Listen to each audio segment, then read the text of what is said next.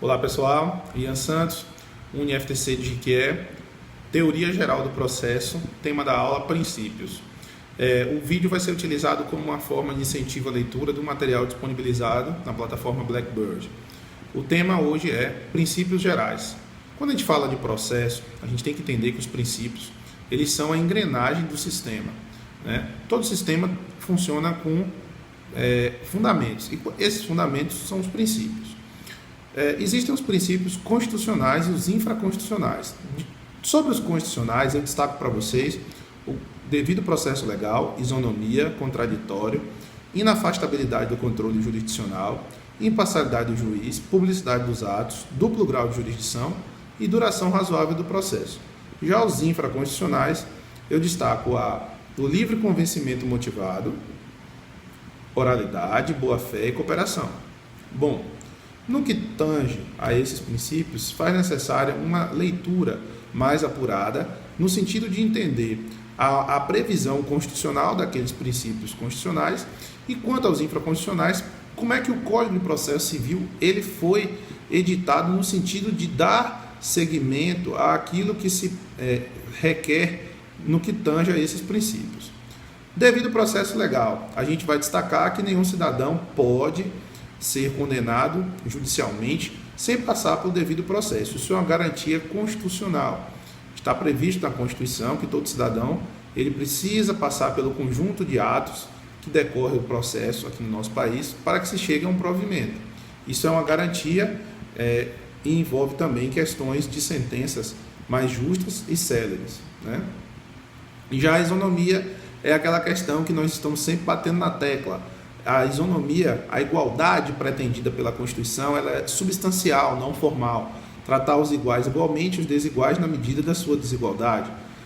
Puxando um pouquinho para aquela questão que discutimos, que existem proteções às partes mais vulneráveis no processo, e isso não fere o princípio da isonomia. É só vocês lembrarem da questão da assistência judiciária, da proteção à questão do consumidor, os privilégios de prazos, algumas partes que possuem determinadas situações especiais, isso não fere, porque aqueles que são iguais devem ter tratamento igualitário, mas aqueles que não são iguais precisam ter um tratamento na medida da sua desigualdade. Quando se fala em contraditório, outro princípio constitucional, vou chamar a atenção de vocês no tocante à diferença do contraditório para o civil, no civil e no penal. Enquanto no penal é preciso uma defesa suficiente e técnica, tendo em vista que o status quo é a liberdade e restringir a liberdade é necessário que se passe por uma defesa. Inclusive, lembra que a gente afirma sempre, lá no penal, quem não tem defesa é nomeado dativo. Cá no civil é um pouco diferente, não há uma amplitude tão grande dessa questão do contraditório. Tanto é que temos as questões relacionadas à revelia, bem como pode-se abrir mão, inclusive, de se exercer o seu direito constitucional ao contraditório. Mas, em regra, nenhum cidadão pode sofrer decisões sem apresentar o contraditório. Mas toda regra tem exceção, e aí eu já vou chamar a atenção para a questão das liminares inaudita altera partes, sem ouvir outra parte.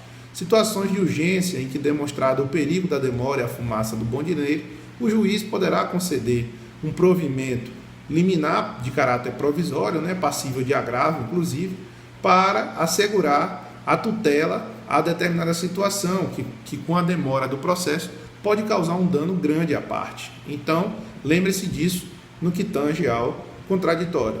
Lembrando também que se as ações não cumprirem determinados requisitos, elas podem ser extintas sem julgamento de mérito, ou seja, isso também não iria ferir a questão do contraditório no que tange a improcedência liminar do pedido. Está lá no 332 do CPC. Já recomendo essa leitura para você entender melhor. Quando se fala de inafastabilidade do controle jurisdicional, a gente tem que lembrar sempre aquela questão. Todos os atos que são levados ao Poder Judiciário, ele vai apreciar, porque nenhuma ameaça à lesão ou direito deverá ser extinta da apreciação. Só que o que é que acontece? Isso não é absoluto. Essa apreciação ela tem limitações. E aí eu chamo a atenção para aquelas questões, por exemplo, como a legitimidade. Existem pessoas que não são legítimas a ajuizar determinadas ações. E aí, portanto, sua ação ela não vai receber um acolhimento, uma resposta do judiciário como deveria, porque ela carece de legitimidade, logo não vai se chegar a apreciar o mérito. Então, não é algo ilícito. Do ponto de vista também que chama atenção para aquela questão que nós falamos, que condicionar um provimento ao esgotamento das vias administrativas também é algo questionável, porque até que ponto se deve ficar batendo na via administrativa para se levar ao judiciário, exceto aquelas questões relacionadas à justiça desportiva, como a gente viu, que tem previsão constitucional. Imparcialidade do juiz, a questão do princípio do juiz natural, que assegura a todos um juiz previamente já instalado ali para o julgamento da demanda, antes mesmo do litígio, antes mesmo do conflito, Inclusive, nós fizemos toda a reflexão em relação a até que ponto nós somos pessoas imparciais e aquelas questões relacionadas às suspeições do juiz. Se o juiz é suspeito, deve ser arguído. Ele pode fazer de ofício ou a parte pode arguir. A questão da publicidade dos atos, lembrando que os atos são publicados no diário oficial e que as audiências, por exemplo, são atos públicos, exceto aquelas que ocorrem em sigilo, em segredo de justiça. E no que tange ao duplo grau de jurisdição, ele não é um princípio previsto na nossa Constituição, embora decorra do entendimento de que, se lá tem dizendo que as pessoas têm direito aos recursos, nós entendemos que aí sim está implícito a questão do duplo grau de jurisdição, também decorrendo do Pacto de São José da Costa Rica, o qual assegura um julgamento por órgão colegiado a todo mundo que está envolvido em um processo. Então, nós somos signatários e, portanto, há essa aderência. Então, no que tange a esses princípios, é só mesmo pontuar para a gente ter uma noção geral daquilo que se quer em relação a eles, e a partir daí nós fazemos as leituras relacionadas aos temas, mas basicamente de princípios constitucionais é isso.